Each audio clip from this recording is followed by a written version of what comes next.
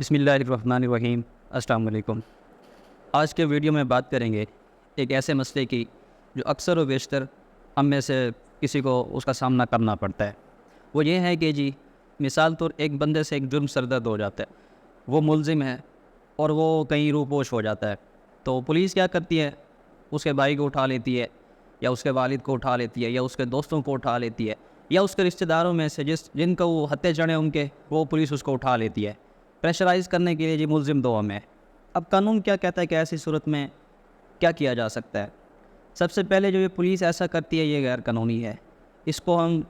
Illegal detention کہتے ہیں کہ انہوں نے غیر قانونی طور پر ایک بندے کو بند کیا ہوا ہے، اس کی فریڈم موومنٹ کی، اس کو روکا ہوا ہے اور اسے فضول میں بنا کسی جرم میں اس کو انہوں نے اپنے پاس بٹھایا ہوا ہے۔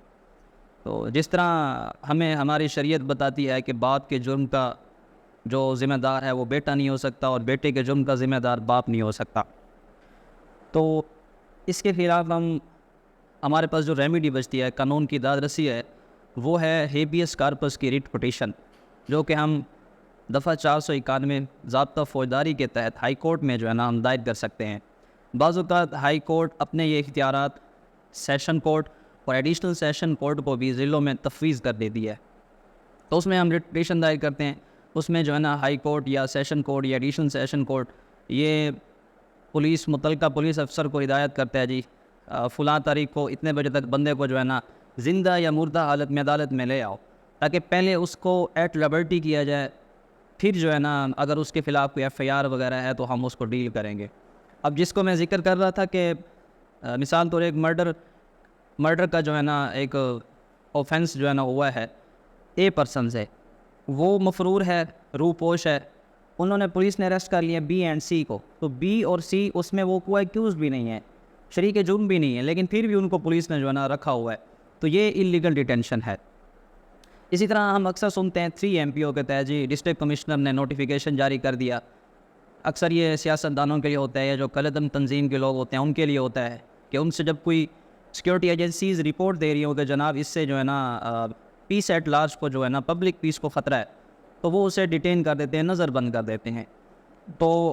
یہ ہمارے پاس آگے ریمیڈی کہ ہم اس صورت میں کیا کر سکتے ہیں۔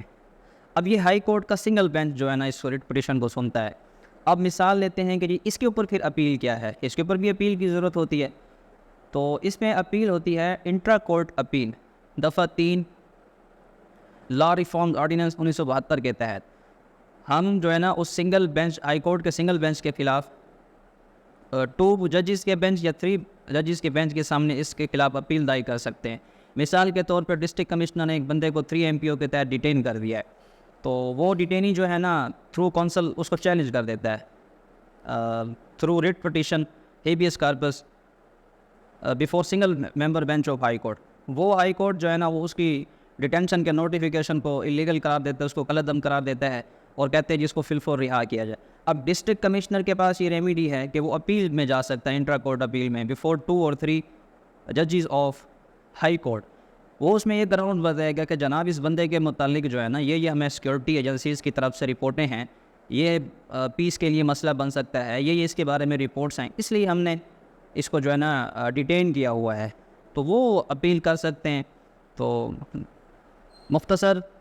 کہ جب کوئی بندے کو لازمی نہیں کہ پولیس والے انلیگل ڈیٹین کریں، ہمارے ہاں کچھ جو اکثر دیہات وغیرہ، یا جس طرح ہم سندھ، بلوچستان، ایون کہ پنجاب میں بھی جو وڈیرا سسٹم ہے، وہ بندوں کو اپنے پاس رکھ لیتے ہیں، انہوں نے اپنی عدالتیں بنائی ہوتی ہیں، اس میں ان کو وہ قید بھی کر رہے ہوتے ہیں، تو وہ لا کی نظر میں اللیگل ڈیٹینشن ہے۔ تو بندے کو واگزار کرانے کے لیے، برآمد کرانے کے لیے، قانون کے حوالے کرنے کے لیے ہمیں اس ریٹ کا استعمال کرنا پڑتا ہے۔